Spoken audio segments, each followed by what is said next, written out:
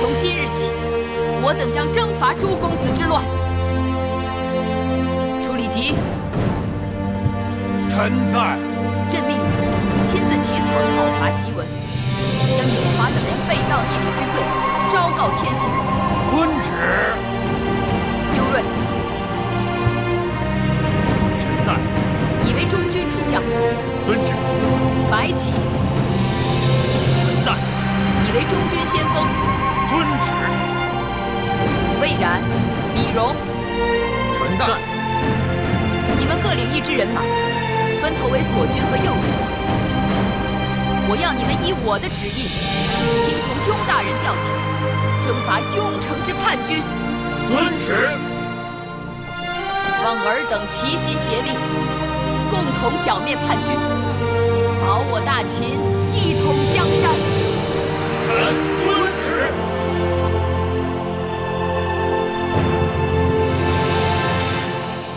真好。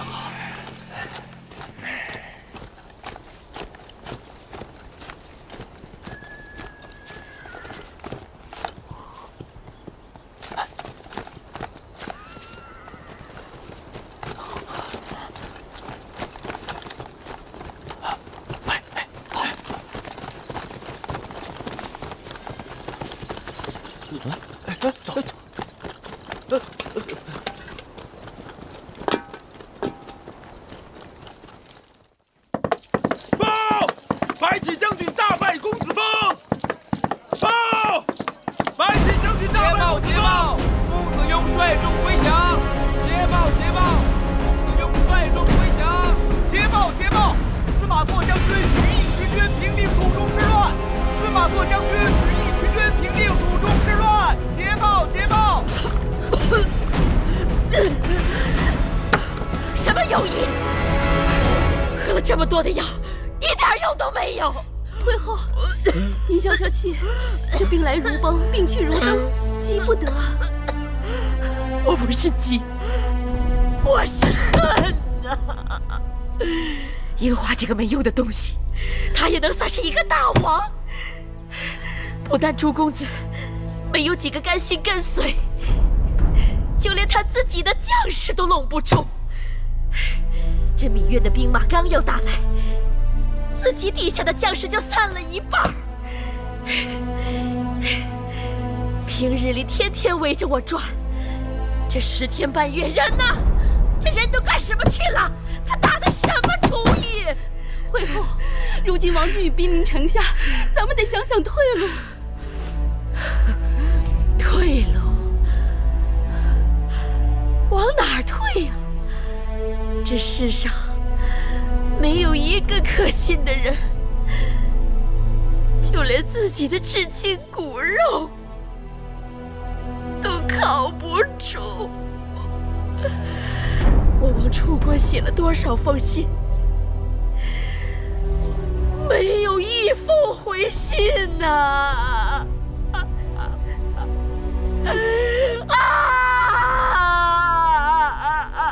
没有一封回信呐！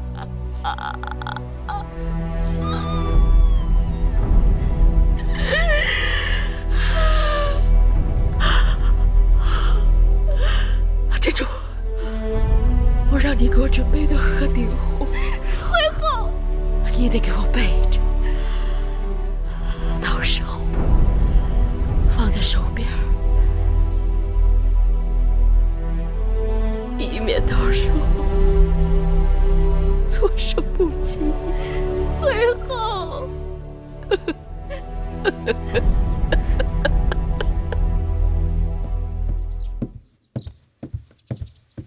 夫人，这是您的凤冠。大王真是孝顺，让雍城最好的缝纫绣娘做出来的嫡衣，一点不比咸阳宫里头的差。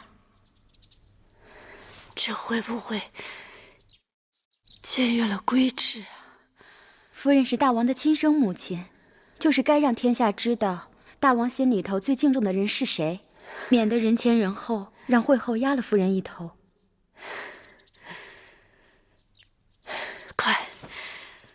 快扶我起来！夫人，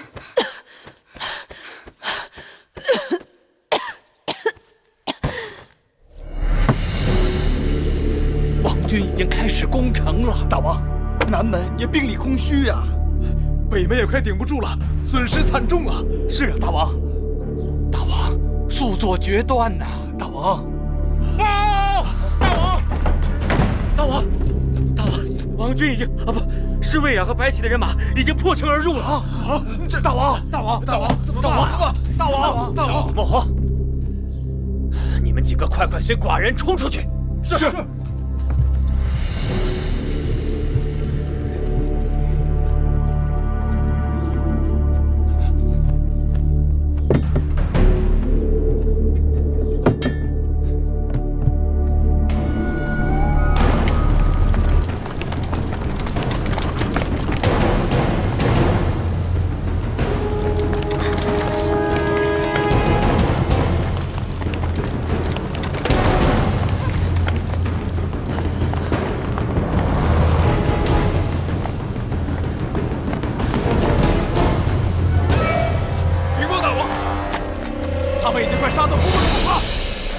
杀出去！是。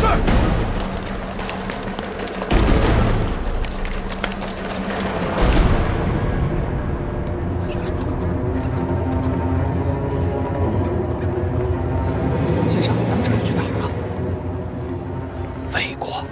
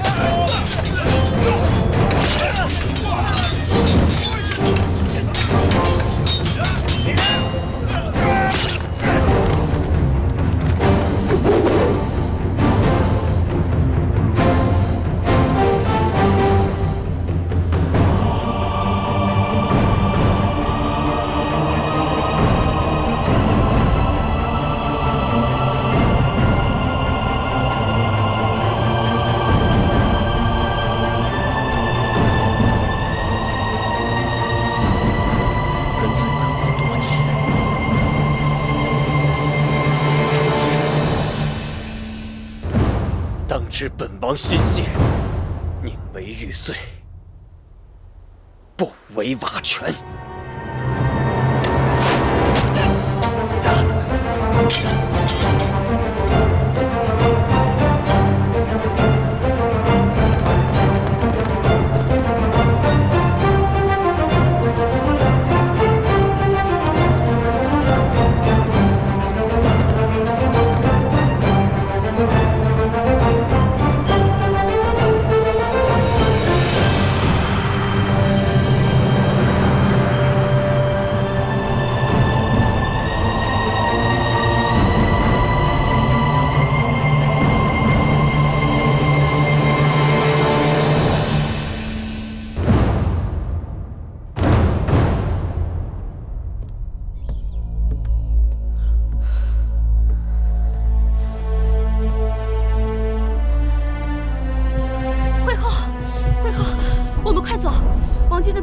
杀进雍城了。公子华呢？甘相呢？公子华生死不明，甘相也不知去向。惠后，我们快走啊！我让你准备的鹤顶红呢？给我，给我！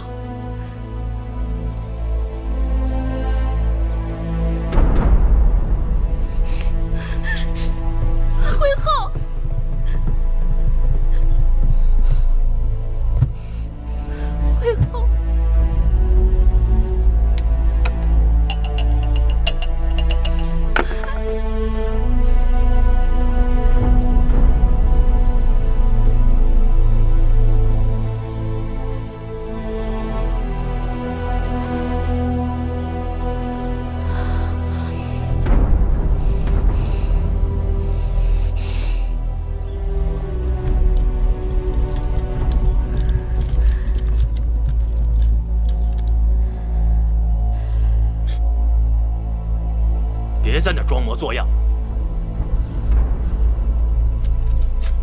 请吧。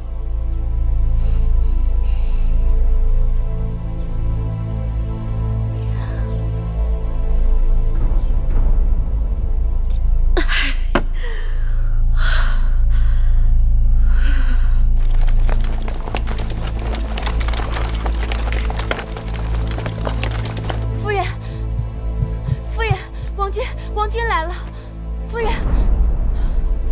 花儿等急了，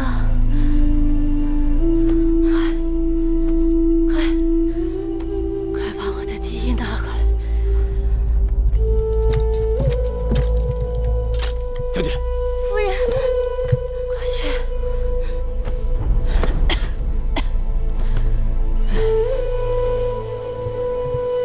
笛。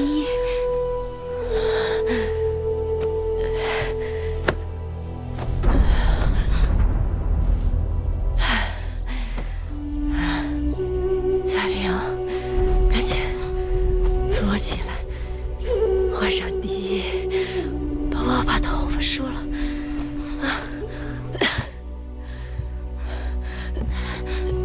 夫人，夫人，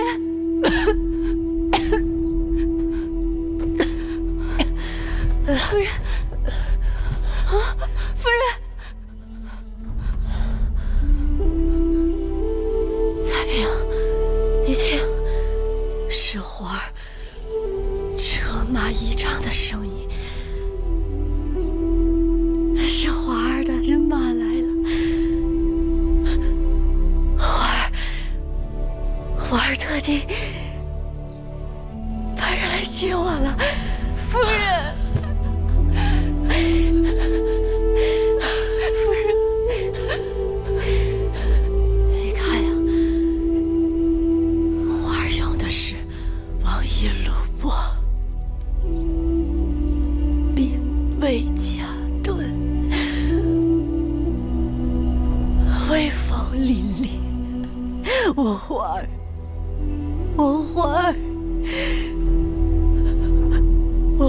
儿，当上大王吧！快帮我把笛穿上，快！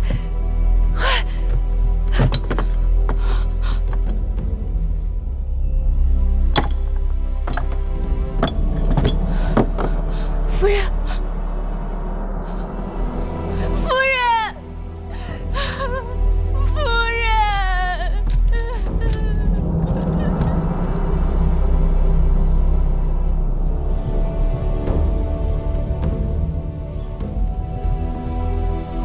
报！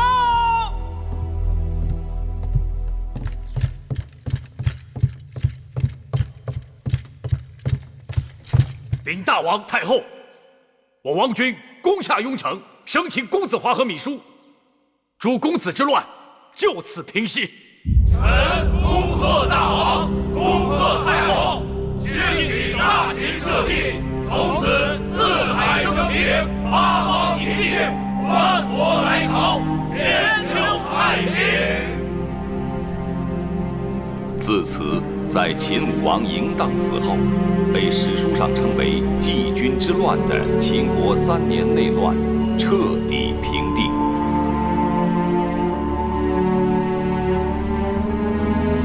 7位参与叛乱的公子，如今都已被囚禁。敢问大王太后该如何处置？秦法上规定，叛乱之人当如何处置？处离子。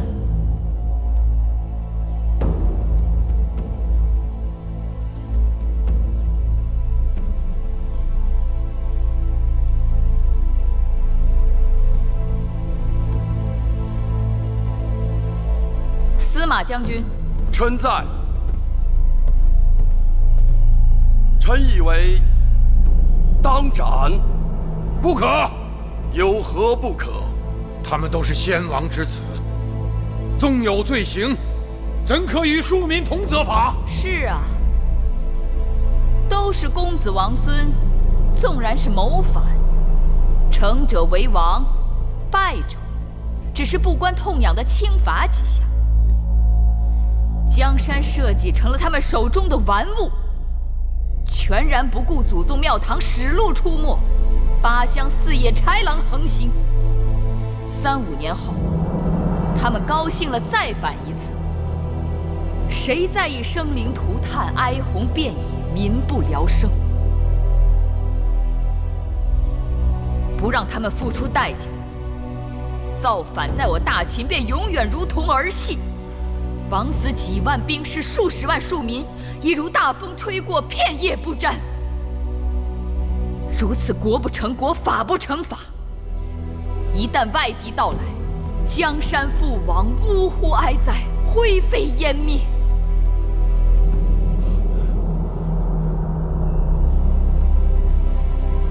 太后，老臣愿意监督他们，绝不让他们再生事端。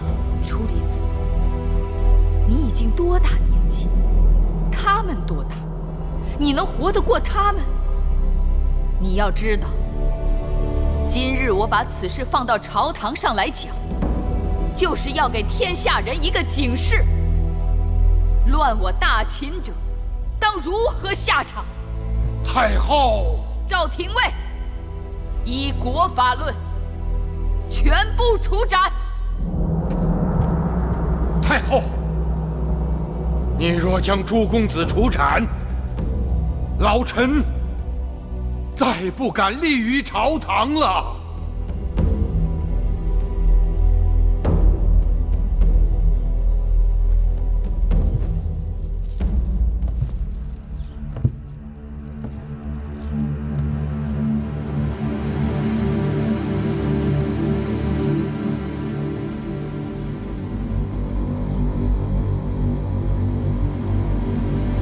我不受任何人要挟。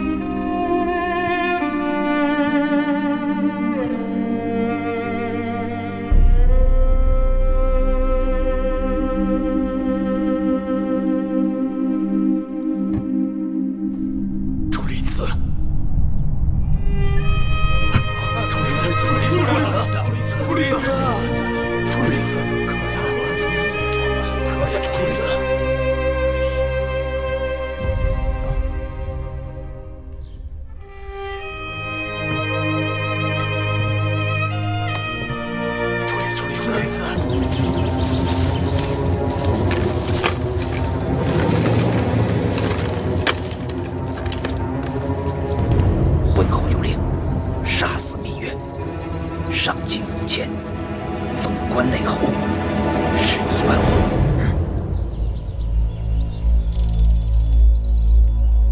别叫我义渠君了，叫我的名字。翟离，黑马驹子。对，再叫黑马驹子。大点声。黑马驹子。再叫黑马驹子。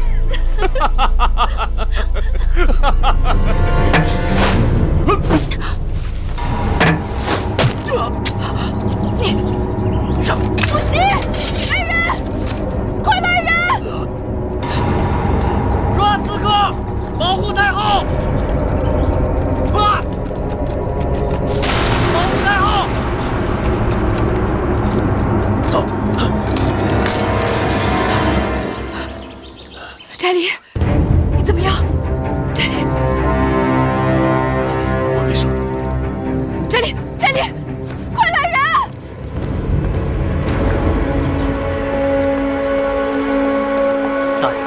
太后如何？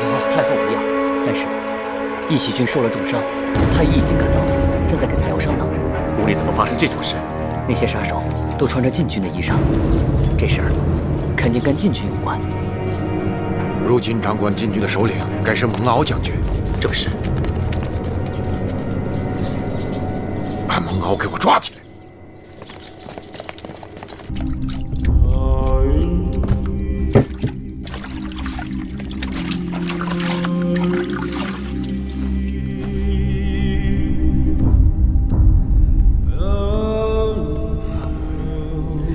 义渠君，你终于醒了。哟，快躺下，别动。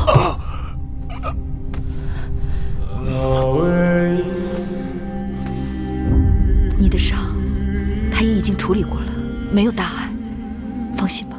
啊，你没事吧？我没事。太后，查到什么了？雍大人查出，刺客背后的主使之人是惠后和公子华。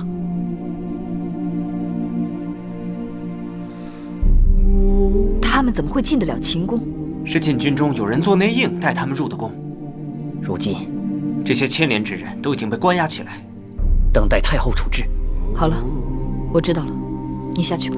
是。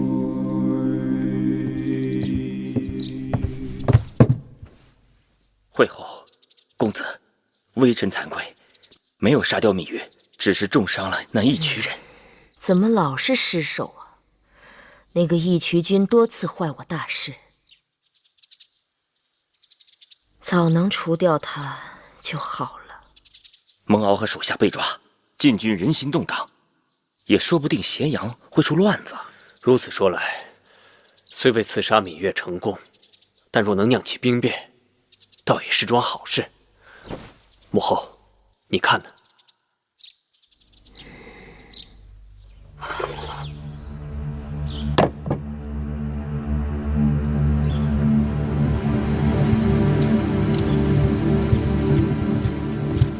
太后，小冉来了。臣协助雍大夫查办刺客的案子，查出了以禁军头领蒙敖为首的一批内应。蒙敖？白起将军听说此事，气愤不过，带人围了禁军大营，抓了不少人，都捆得跟猪羊似的，说要大开杀戒，全部砍头。被我和司马将军暂时拦住。眼下咸阳禁军人心惶惶，情况紧急，万一发生兵变，你带了那些个被捕的军将名册吗？哦，这就是。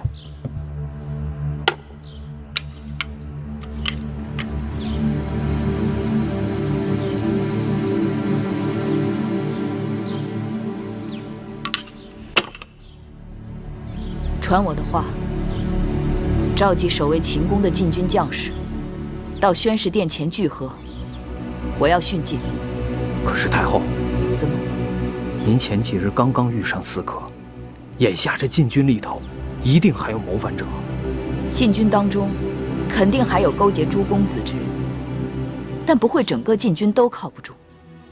鼠辈只敢暗中下手，而整个禁军军事列阵，5人为一伍，5伍为一两，4两为一卒，5卒为一旅，5旅为一师，5师为一军。每个人周围都是4个人看着，任何人有一点异动，都逃不过别人的眼睛。想在禁军当中行刺，除非他是疯了，或者是急着自寻死路，所以用不着担心。是。拜见太后。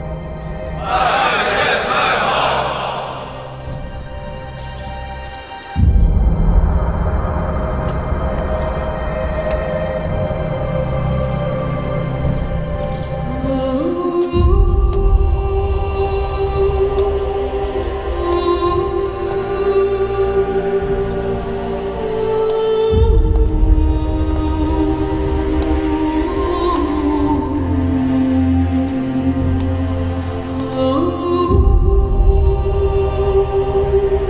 将士请起。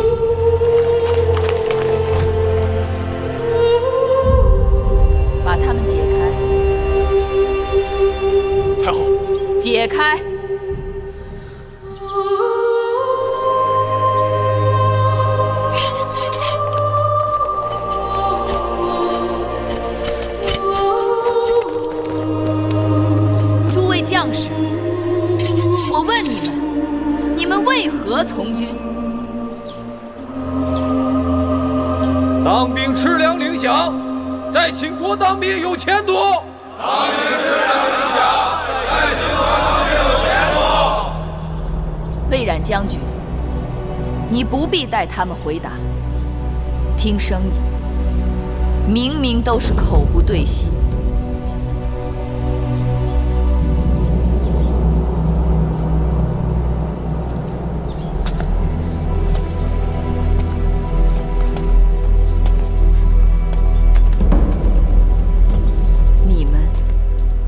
为什么要造反？让你还位于大王，请回干相，与诸公子罢兵。朕当者，就真的有违天意？银华、甘茂等人的主张，就真的这么受人拥戴吗？你们当初当兵，必定不是为了造反，你们沙场浴血。卧冰尝雪，千里奔波，赴汤蹈火，为的不仅仅是效忠君王、保家卫国，更是为了让自己活得更好，让自己在沙场上挣来的功劳能够印及家人，为了让自己能够建功立业、人前显贵，是也不是？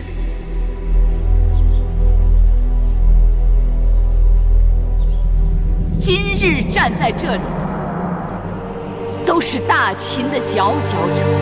你们是大秦的荣光，是大秦的倚仗，是也不是？是。我大秦曾经被人称为虎狼之师，令列国闻风丧胆。可就在前不久，五国陈兵函谷关外。可我们却束手无策，任人勒索宰割，这是为什么？我们的虎狼之师呢？我们的王军将士呢？都去哪儿了？大秦的将士，曾经是大秦的荣光，可如今却是大秦的耻辱。当敌人兵临城下的时候，你们不曾迎敌为国而战，却在王位相争中自相残杀，这就是你们的作为。曾经，商君之法约定，只有军功才可受爵，无军功者不得受爵。有功者显荣，无功者虽复无所荣华。可有些人就是不愿意遵商法，要恢复旧制，所以派人来杀我。你们也不情愿，也不想实行新法，是吗？为何你们站在了靠祖上余荫吃饭的旧族那边，自愿成为他们的鹰犬，助纣为虐，使得他们随心所欲，胡作非为，使得商君之法不能推行，兄弟相残，私斗成风。你们的忠诚不献给能够为你们提供公平、军功荣耀的君王，却给了那些对你们作威作福、只能赏给你们残渣剩饭的旧族们，是吗？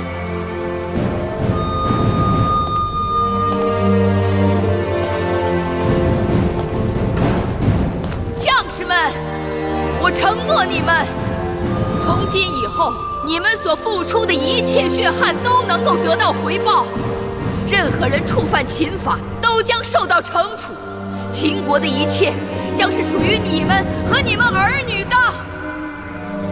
今日我们在秦国推行这样的律例，他日天下就都有可能去推行这样的律例。你们有多少努力，就有多少回报。你们可以成为公士，为上造，为部更，为左庶长，为右庶长，为少上造，为大上造，为关内侯，甚至为彻侯，10亿万户。你们敢不敢去争取？能不能做到？我们能，我们敢，我们做得到，我们能，我们做得到，我们敢，我们能，我们做得到。太好，太好，太好，太好，太好，太好，太好，太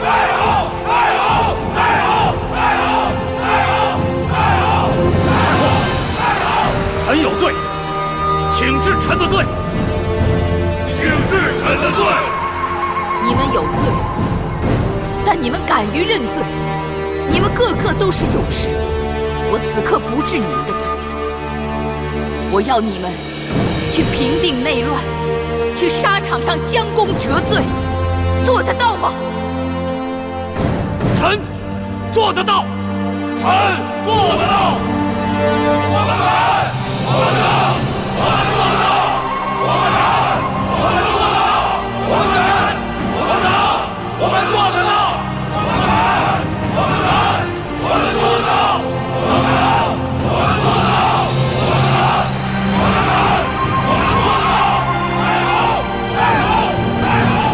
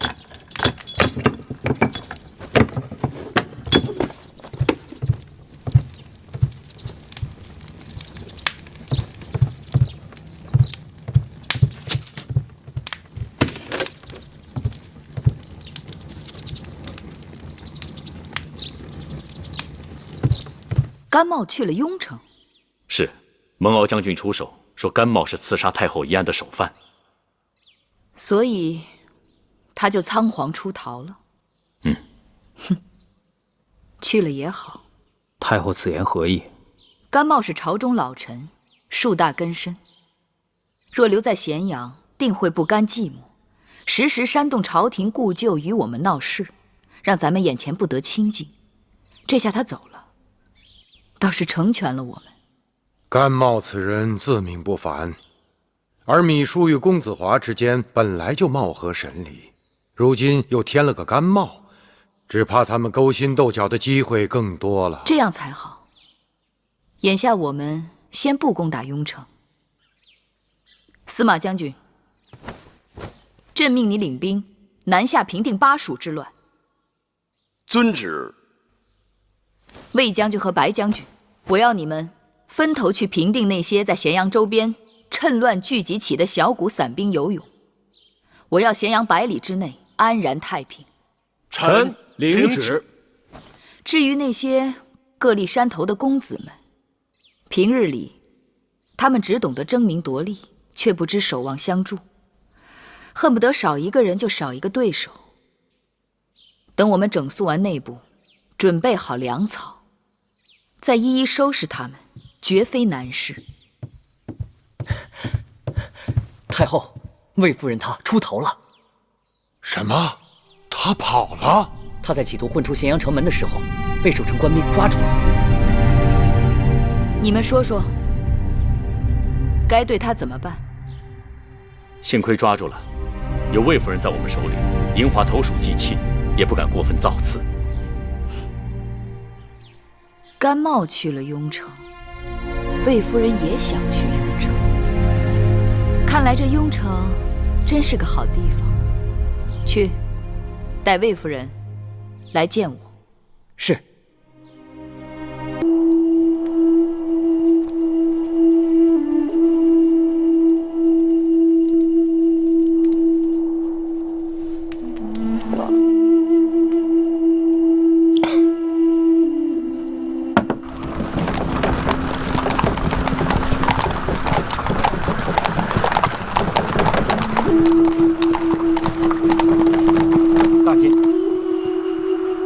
太后前来拜访初离子，恭迎太后。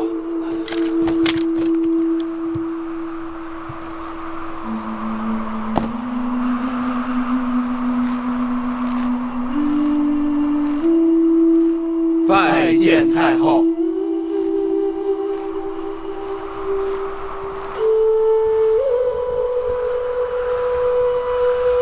香儿、慧儿跟我进来，其他人在外面等着。是。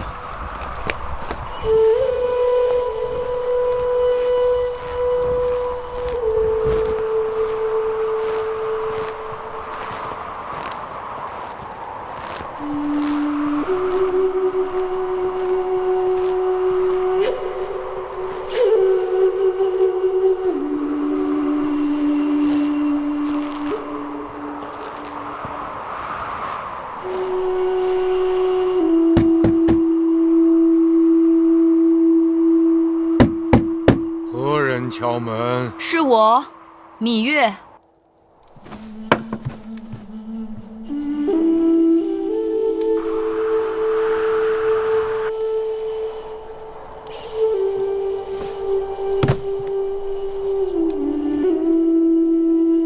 太后，天色已晚，请太后回宫吧。内忧外患，刻不容缓。老臣已经递上了辞呈，我还未允准，也绝不会允准。臣与太后还有何用？你可以与我无用，但你不能与大秦无用，与嬴氏家族无用。我要你做嬴氏家族的定海神针，为嬴氏家族做一个大长老。我不情愿。说气话无用，作乱的朱公子，我是一定要杀的。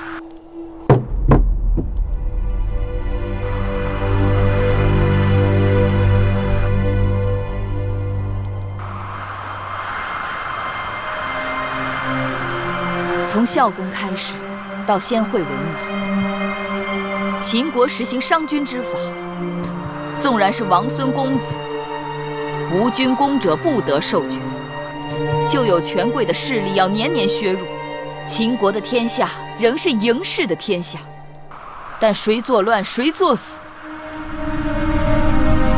嬴氏家族的子弟们需要一个有威望的长老去引导他们安分做人，用心做事，稳固大秦的社稷江山。臣老了，看不懂世事，料理不了朝政。太后，外面冰天雪地，天寒地冻，还是请太后回宫吧。不要紧，我在燕国见过比这更大的雪，更寒冷的夜。我会等你出来，与我一起议政。你一刻不出来，我等你一刻；你一夜不出来，我就等你一夜；你一世不出来，我就等你一世。我就不信你一辈子也不出来。太后如果自己愿意等，那老臣也不勉强。老臣要歇息了。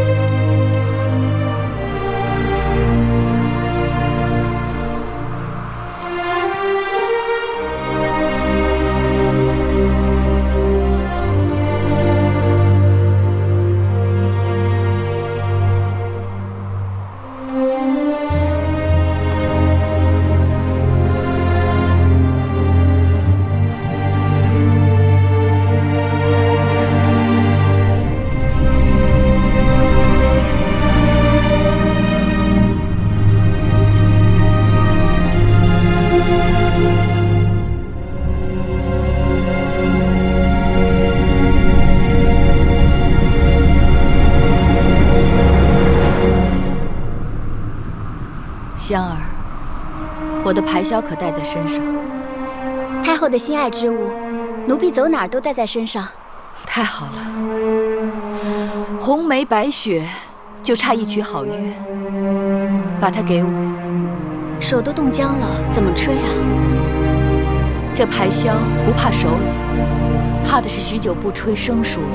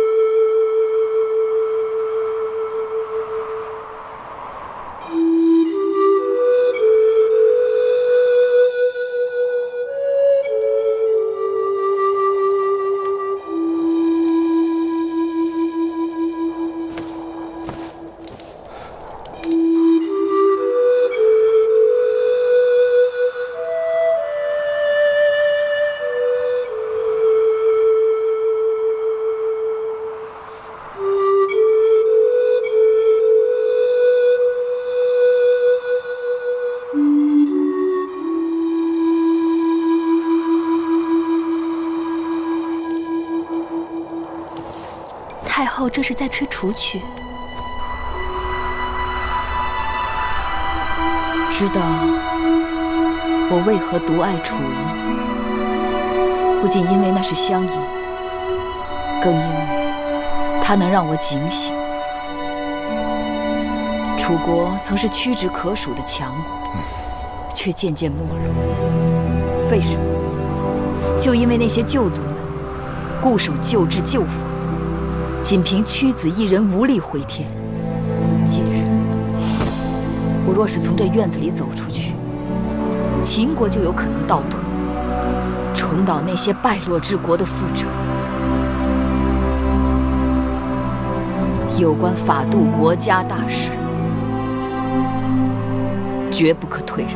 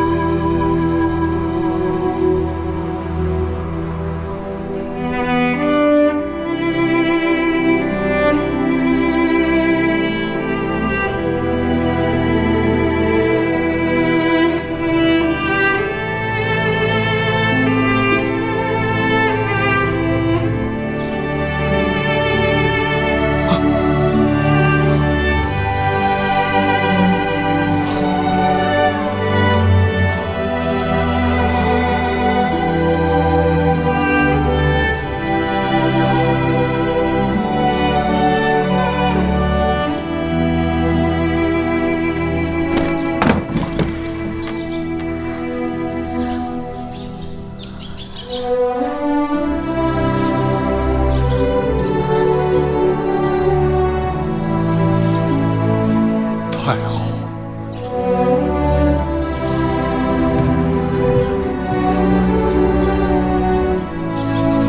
楚离子，你起得好早。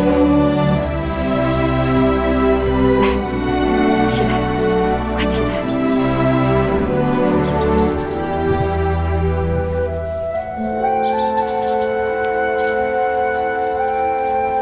太后。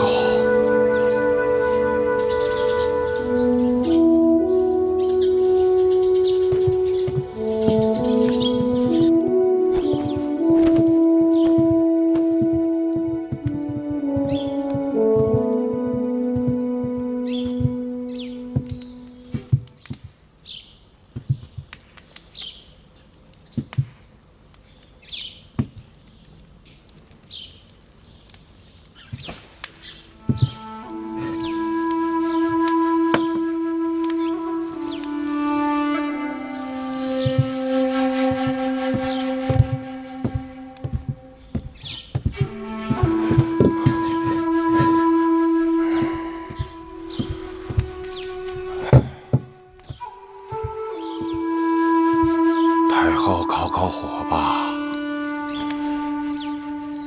还好在燕国时练出来了。我们在燕国时，极冷的天气却买不起炭火，几次差点冻死。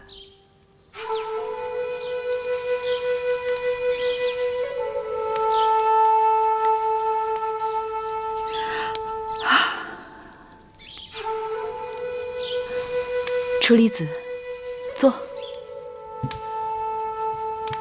你们两个也去取暖吧，让我的侍从送些热姜汤和早膳给太后。是。还是楚离子想得周到。老臣可不愿意做让太后生病的罪魁祸首。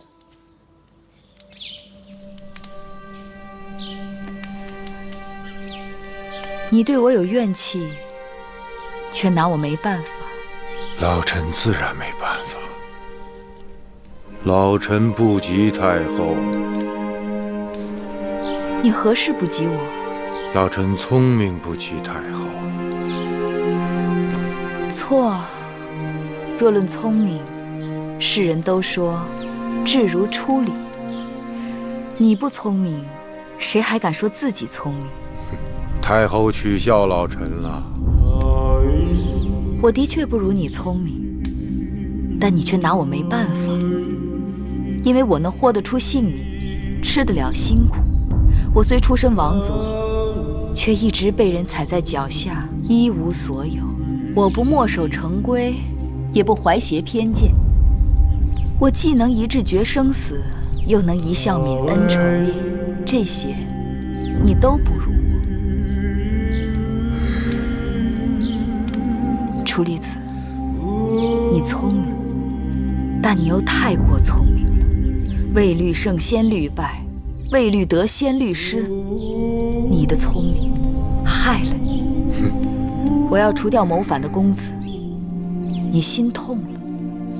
我不跟旧族们妥协，不承认他们借战乱掠取的土地，你怕开罪了他们。我要凭功论赏，改革军制，你怕军心不稳。我刚刚针对顽症痼疾略施药时，你就觉得四处风雨飘摇，江山不保。你呀，把自己给吓死了。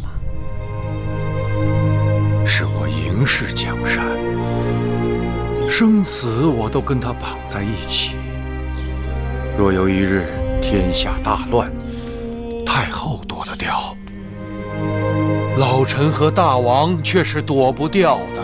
你若真心忧国忧民，就站到朝堂上去，不管谁妒国害民，都与他势如水火，不共戴天。可他们是我秦国的王族，嬴氏子孙呐。是啊，那些跟随他们的人，都还是秦国的老旧族呢。可是楚离子，你何不将眼光放远一些，想一想，若过10年、20年，有一日，秦国再也不分什么老秦人、新权贵，所有生活在我王旗底下的都是秦人，如同700年前，天下所有人都奉周天子号令一般。那一日，秦法取代今日的周礼，诸侯之间再无战争，四海归一，天下奉秦，国泰民安。楚离子，你可敢愿大秦有这样的一日？太后雄心虽好，谈何容易？别忘了，我秦国刚刚被人割去不少国土城池，还是太后您亲手所为。他们趁人之危，我要他们如何从我手里拿走的，就要如何还回来，并且要加倍奉还。他们不会任凭太后摆布的。不是？怎么知道？好，老臣愿与太后打一个赌，不敢说天天下奉秦，老臣只盼望秦国能恢复到先惠文王的盛况。楚离子还是心有宏愿的哥哥，天下奉秦是秦国的必将成就。或许你我有生之年见不到，但该要我们的儿孙替我们做。说到恢复先惠文王的基业，我与你10年为期，如何？老臣敢为太后鞠躬尽瘁，视太后为先相公惠文王。可如果10年期到，太后没有实现承诺，那太后就退居内宫，不能再行干政。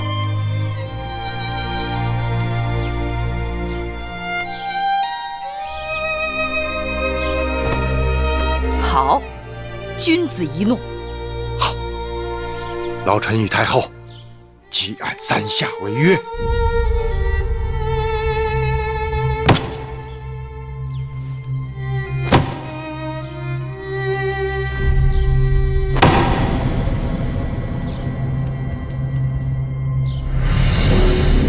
公元前305年，叛乱七公子在咸阳伏法，诸公子之乱就此平息。醒醒！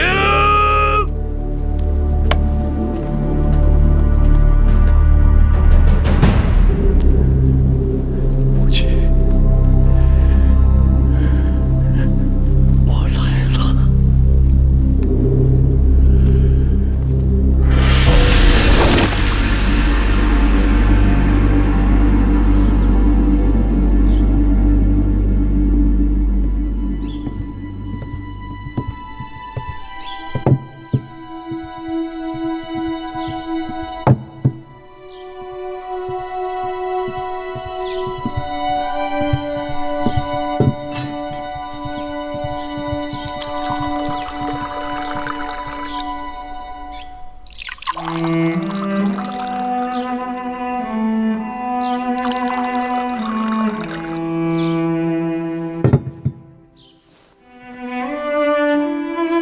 大王，我来看你了。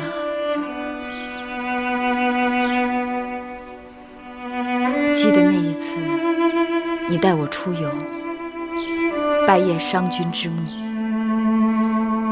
当时我糊涂着，我想你既然恨他，为何要祭奠他？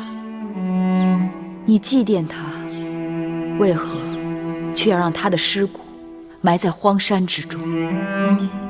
可此刻，我总算隐隐绰绰知道了原因。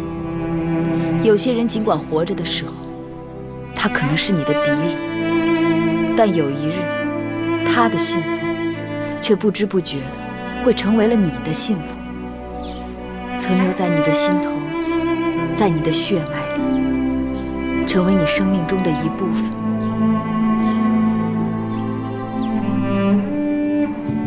这杯酒就敬给那个让你爱恨交织的人。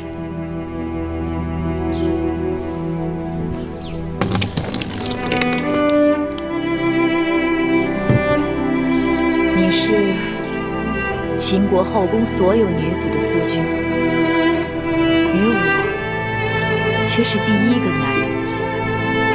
我曾经爱慕于你，依恋于你，视你为父为兄。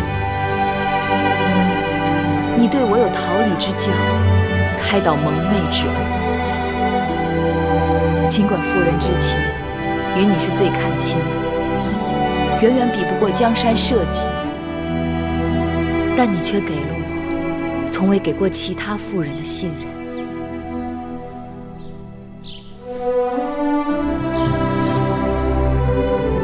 这第2杯酒，我敬你，谢你使我自重自信，从不妄自菲薄，才有了今日的秦国太后。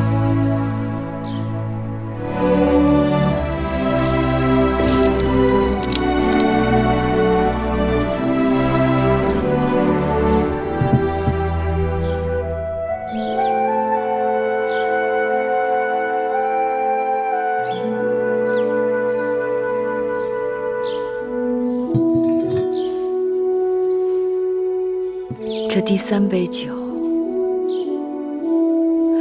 有些难了。我一直问自己，倘若你在世，是否会情愿拿你那7个公子的性命，来换取秦国天下的长治久安，换取商君之政的重新推行？我狠心做了一件世人都觉得为难的事，但若是不做，只怕秦国就要为难。我今日站在这里，是想对你说，我所谋划的，正是你曾梦想过的王图霸业。有朝一日与地下相逢，我可以站在你面前对你说，我无愧于你大王嬴驷，无愧于嬴氏列祖列宗，无愧于秦国先驱的王陵。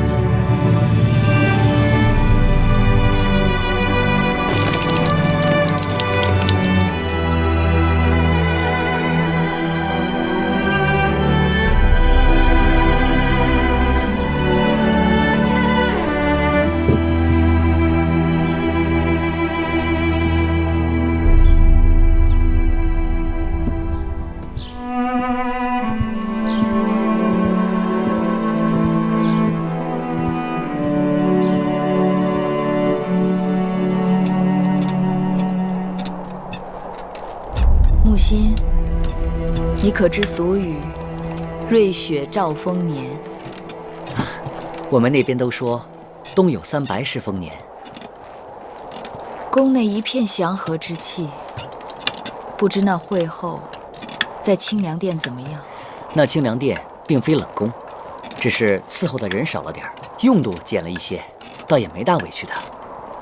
他回咸阳不少日子了，我也该去看看他了。是。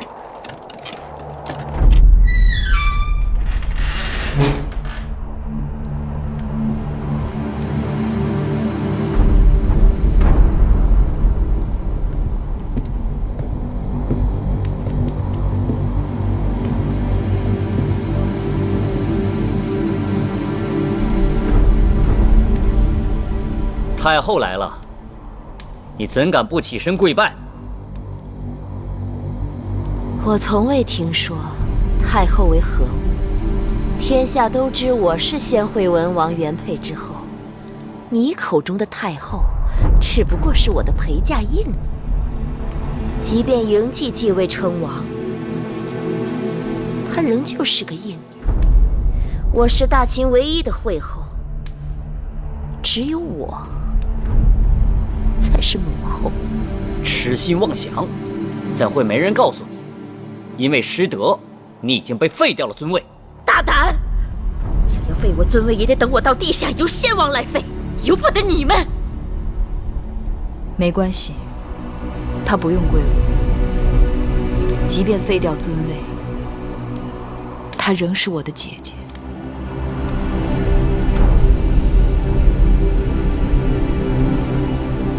你们先出去吧，在门外等我。是。是。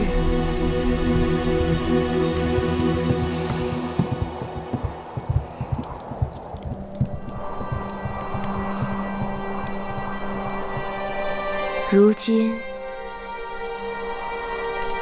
你当上惠后了？不，惠后仍然是你。你不敢与我争。我早就告诉过你，我不想与你相争，只是你不肯信罢了。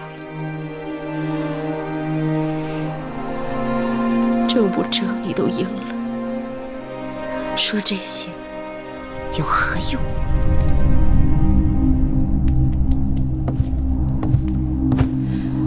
姐姐，你会放屁吗？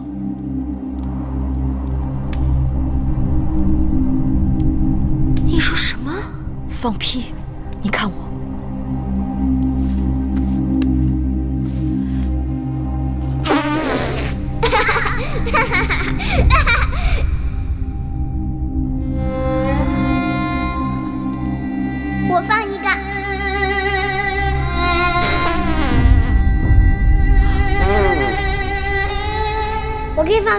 顽皮。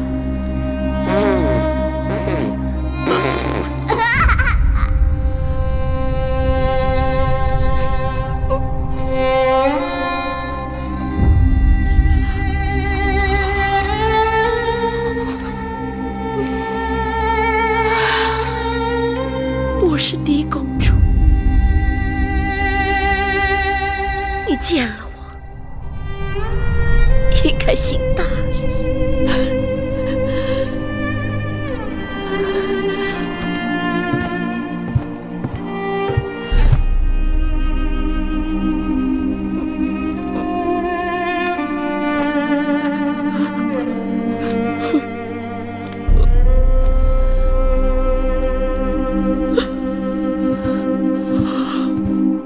我已向你行礼，你也该向我行礼了。为何来而不往，非礼也。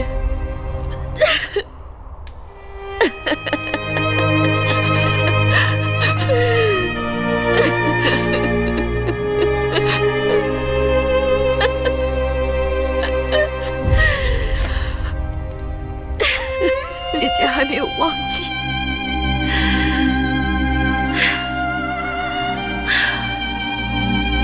忘记什么？忘记我们的当初。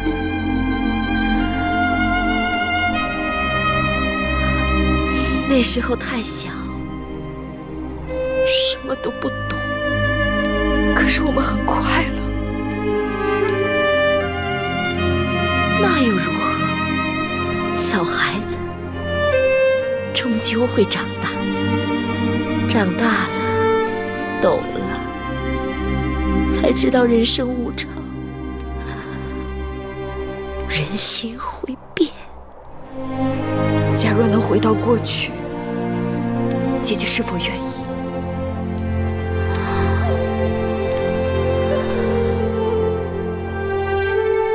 你我都已回不去了。不曾试过，怎知不行？是什么？怎么是？难道你能让时光倒流？能让先王与我情义如初？能让荡儿起死回生？能把江山社稷重交于我手中？假若没有那么多的纷争，你我能回去吗？不可能，你我一开始就错了。我是狄公主，生来就该做王后、母后，而你是庶出，只能给人做应女。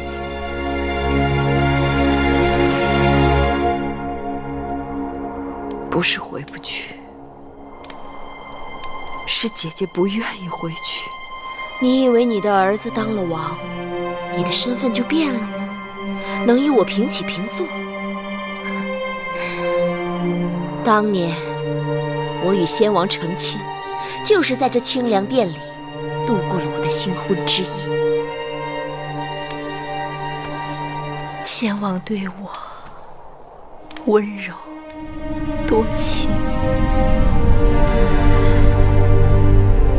而你们几个应女就坐在那边的地上，夜夜服侍。再过多少年，多少代，哪怕这清凉殿倒塌了，大秦后宫也会记得我芈姝，记得我这个惠后。没有人会知道你这个八字的。万一事与愿违，姐姐说的都是错的。那我也要将错就错，一错到底。我的人生告诉我，成则为王，败则为寇。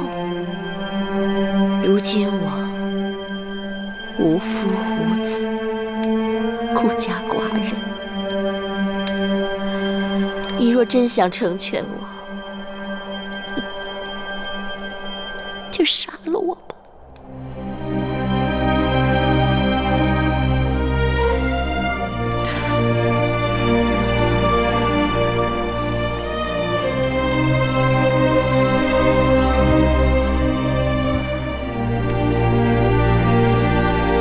我不会杀你的。你不杀我，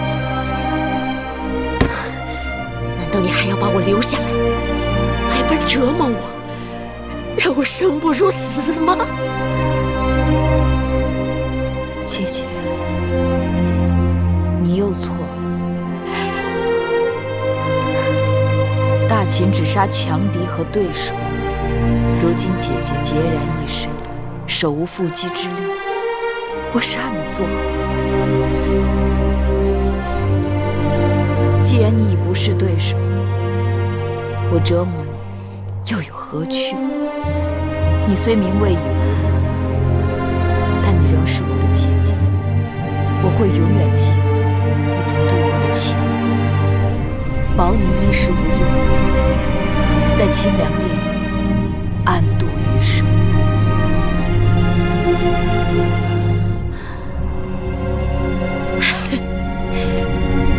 不，你是不敢杀我。我是敌，你是应，你不敢杀你的主子。你希冀你永远为主，我永远为奴；你高高在上，我沦落尘埃。可如今世道变了，我与你之间的一切到此已经全都结束。